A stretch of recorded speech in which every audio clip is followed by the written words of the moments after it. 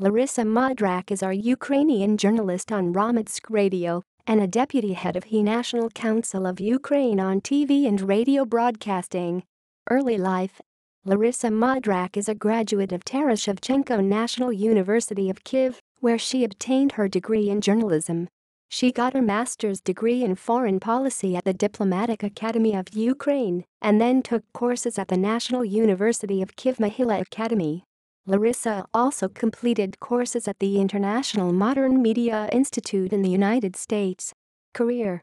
Larysa began her career in 1992 as a head of Nauka Fantastika magazine and later became its deputy editor-in-chief.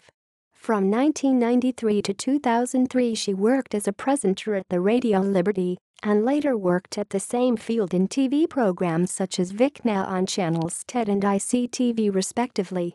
Larysa then started working for various newspapers. She was a CEO of Novorusko Slovo and an editor-in-chief of Ukrainian versions of Business Week and Financial Times. From 2005 to 2010 she worked for Presidential Secretary of Ukraine under whom she was responsible for Information Policy Department.